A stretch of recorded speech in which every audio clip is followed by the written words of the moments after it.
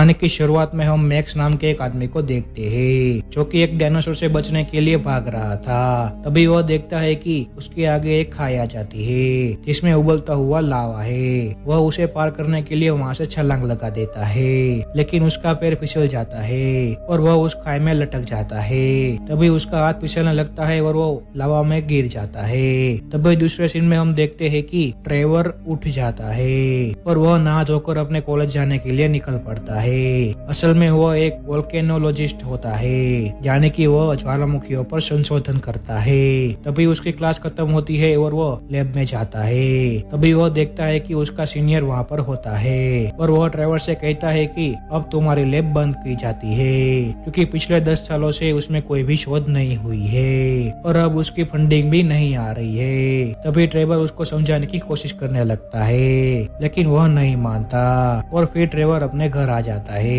तभी उसको याद आता है कि आज उसका भतीजा आने वाला है। असल में कहानी की शुरुआत में हमने जिस बंदे को देखा था वह ट्रेवर का भाई था। तभी हम देखते हैं कि एलिजाबेथ वहाँ पर शॉन को लेकर आ जाती है और एलिजाबेथ ट्रेवर से कहती है कि मुझे अचानक 10 दिनों का काम आ गया है, इसलिए मैं शॉन को यहाँ पर छोड़कर जा रही हूँ। और वह शॉन का सामान देती है, लेकिन उसी के साथ वह उसके भाई मैक्स का एक बक्सा भी देती है। फिर ट्रेवर उस बक्से को खोलकर देखने लगता है। तभी उसमें से उसको मैक्स की काफी सारी चीजें मिलती है और उसी में से उसकी एक प्राइवेट किताब भी मिलती है जिस किताब का नाम journey to the centre of the earth होता है और वह उसे खोलकर पढ़ने लगता है। तभी उसे अपने भाई की लिखी हुई कोऑर्डिनेट्स मिलती है जिसमें 3 जगहों का नाम लिखा था। यह सब देखने के बाद वह अपने भतीजे को लेकर अपनी लैब में आ जाता है और वह देखता है कि वह तीनों वही जगह होती है जिसको खोदने में ट्रेवर ने काफी समय लगाया था। तभी वह देखता है कि किताब में लिखी हुई कोऑर्डिनेट्स और कंप्यूटर में दिखाई जाने वाले कोऑर्डिनेट्स सेम हो जाती है। फिर वह देखता है कि किताब में सिर्फ 3 ही जगह के बारे में लिखा था, लेकिन कंप्यूटर में असल में 4 जगह दिखा रही थी और वह चौथी जगह असल में आइसलैंड में होती है। फिर वह दोनों घर आ जाते हैं और ट्रेवर अपने भतीजे से कहता है कि तुम्हारे पापा और मैं अक्सर वोल्केनो ट्यूब के बारे में बात किया करते थे और वह 10 साल पहले उसे ढूंढने के लिए निकल गया था और अभी तक वह वापस नहीं आया।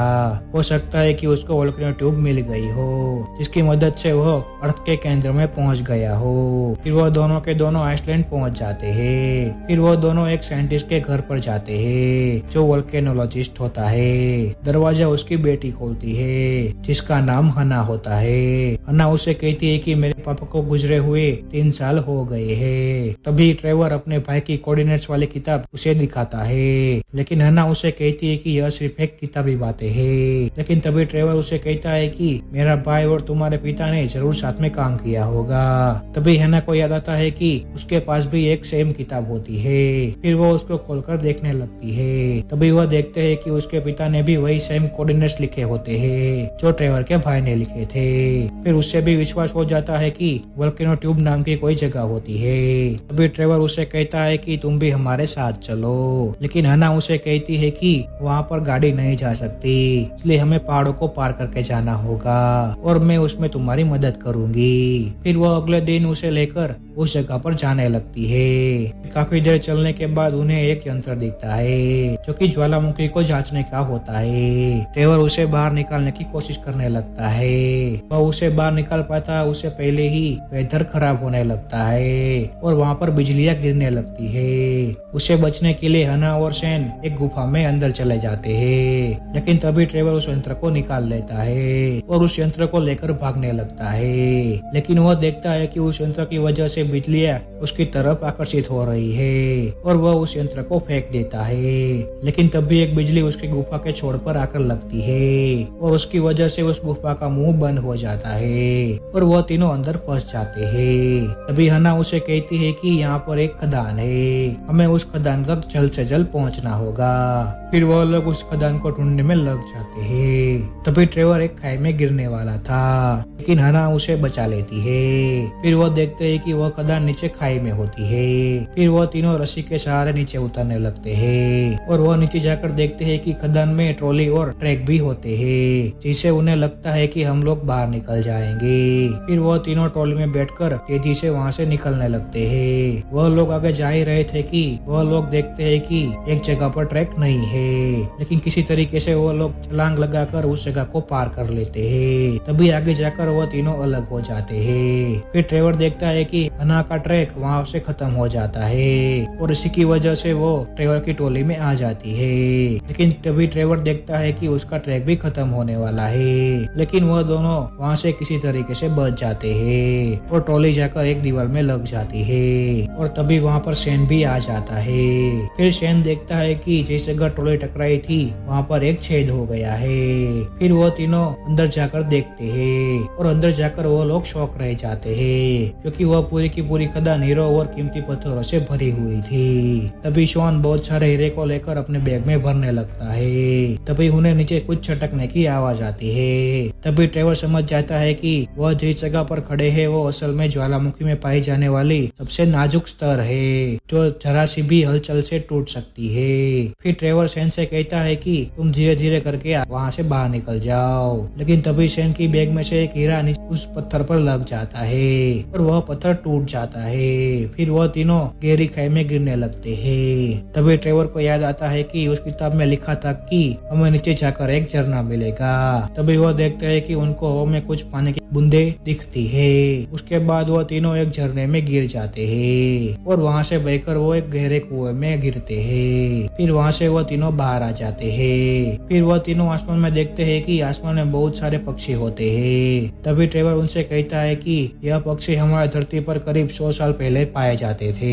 फिर वह तीनों आगे बढ़ने लगते हैं। फिर वह लोग गुफा से बाहर निकलकर देखते हैं कि उनको एक अलग ही दुनिया दिखती है। तभी ट्रेवर को समझ आ जाता है कि उसका भाई और हन्ना के पिता बिल्कुल सही थे और वह लोग सेंटर ऑफ द अर्थ में पहुंच गए थे, यानी कि अर्थ के दूसरी दुनिया में। और जो चित्र उस किताब में थे वही वहाँ पर भी थे। ट्रेवर कहता है कि यहाँ पर कोई जरूर आया होगा और इसी ने यह किताब लिखी होगी, यानी कि यहाँ से कोई ना कोई बाहर गया है और अगर वह बाहर जा सकता है तो हम भी बाहर जा सकते हैं। तभी शॉन को आगे एक ट्री हाउस दिखता है। फिर वह तीनों उस ट्री हाउस में जाते हैं। तभी उन्हें पता चलता है कि यह ट्री हाउस में ट्रेवर का भाई रह रहा था। उसे वहाँ पर उसकी डायरी और नोट्स भी मिलती है। तभी हना बाहर देखती है कि मैक्स की बॉडी वहाँ पर दफन है।